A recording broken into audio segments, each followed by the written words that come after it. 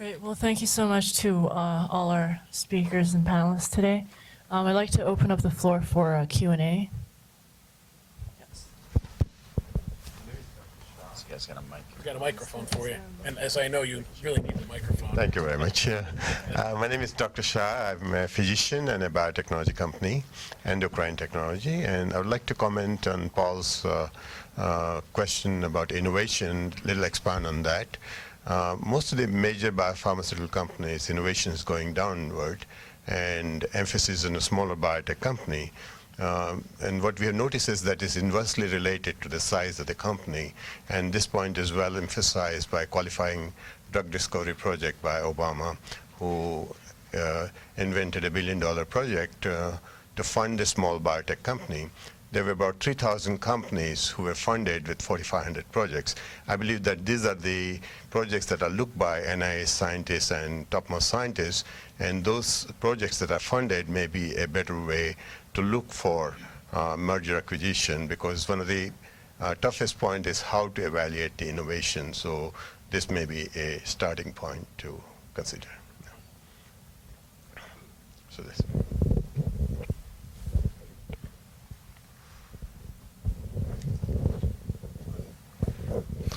One thing that I would like to get some insights from you guys is regarding the disconnect between the patients who get the treatment and the parties who are actually paying for the treatment. I think I heard a lot of discussion on the pharma diagnostic, all those things.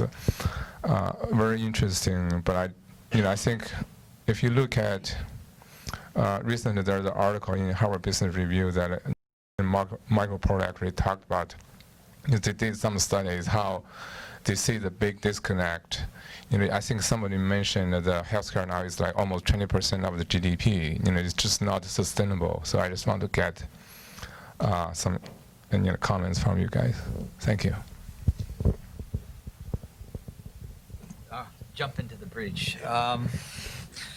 Well, that's the traditional, I guess, term moral hazard, which is basically the disconnect between people's ability or recognition of how much they're using versus outcomes. A couple of issues here.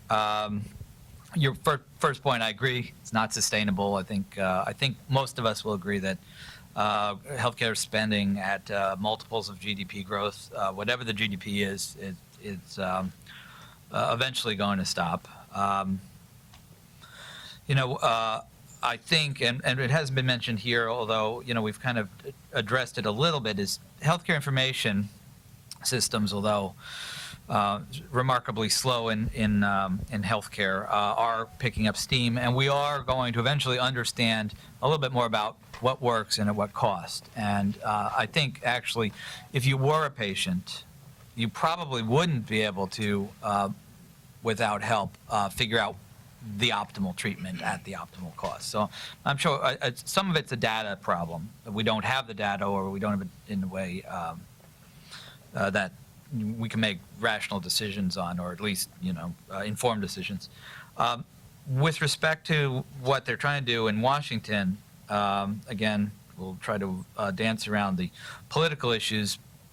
The innovators are going to have to err on the side of the angels. So if you can somehow improve quality or low costs, chances are your drug or your service is going to get paid for.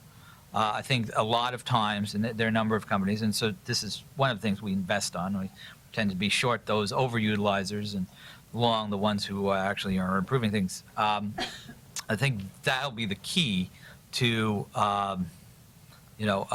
developing these products.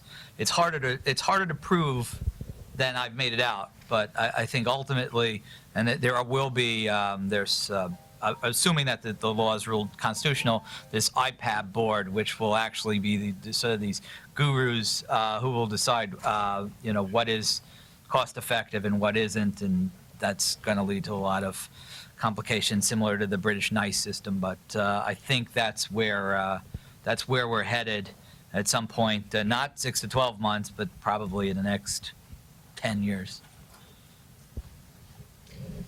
Yeah, and I don't know whether it's sustainable or not, this level. I suppose it's not. Everybody says it's not sustainable. I mean, the fact is, though, I think in a society as ours, healthcare is one of the most important factors in determining quality of life. And I think you'd expect that we would expend an extraordinary amount of money on healthcare through all stages of life, right through to end care stage. So I sort of would expect going on into the future that we're going to continue to spend an extraordinary amount of money on healthcare, and it seems that that's entirely appropriate to me.